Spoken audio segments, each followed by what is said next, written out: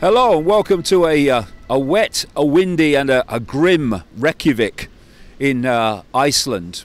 I'm in the square in front of the Parliament building where a lot of change has taken place in this country since 2008, financially and in terms of government personnel change, as a result of this square being filled with people protesting about situations they were saying, we're not having it.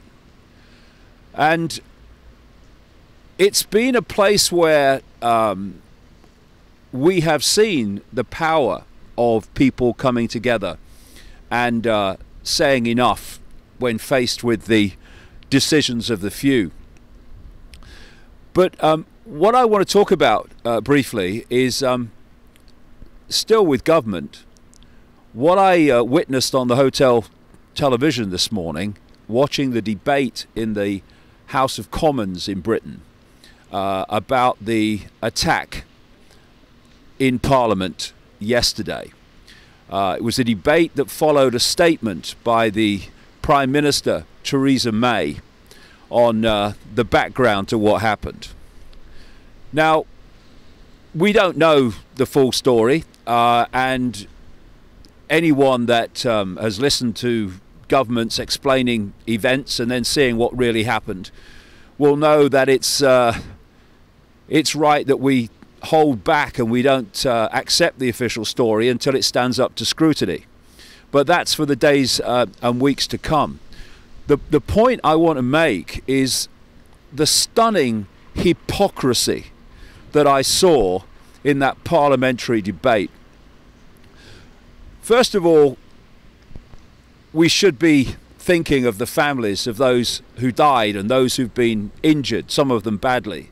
I mean, you cannot imagine the feelings today of the families of those people, including Keith Palmer, the police officer who died.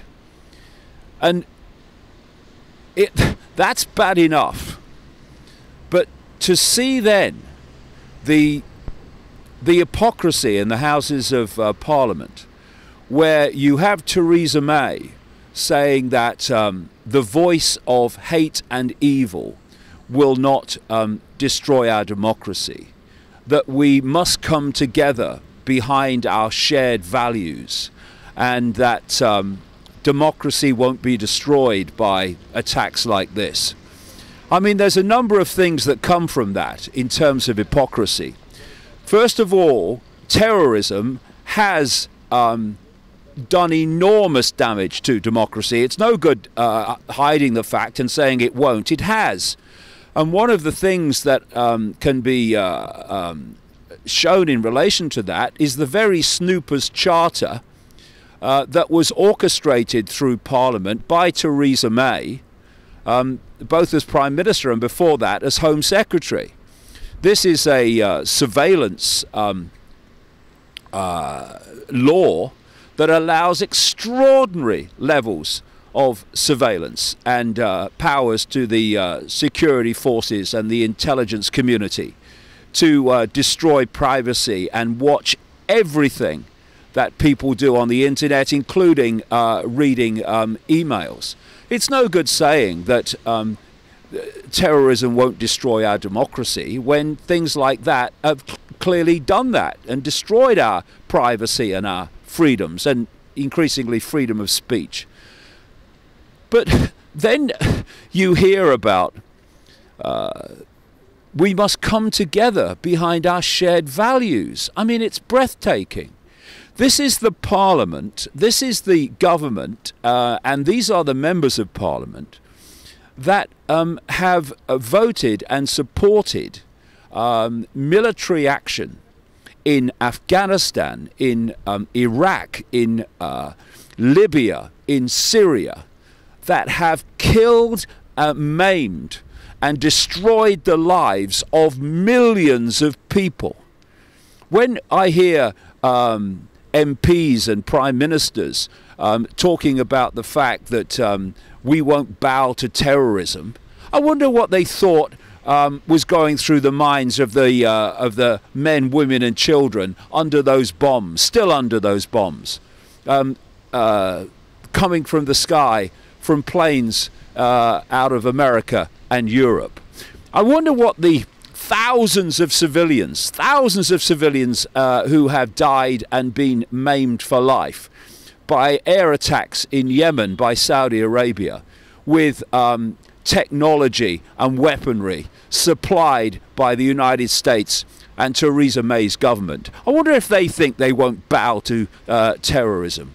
I wonder if they think they should come together behind the values of those that are ensuring those bombs are falling.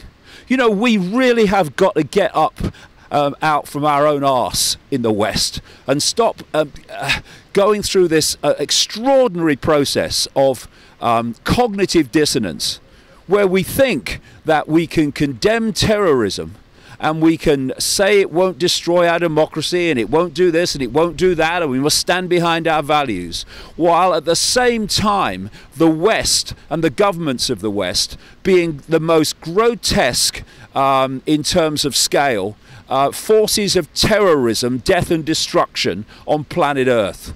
It really is about time the people started calling them out on this and not falling for it. The West is the biggest terrorist operation in the world, with its massive military and its NATO network. And yes, terrorist attacks of all kinds are terrible and ridiculous and ludicrous and insane. But we should never forget that the biggest terrorists on planet Earth, decade after decade, are the West, the very governments that condemn the terrorism of others.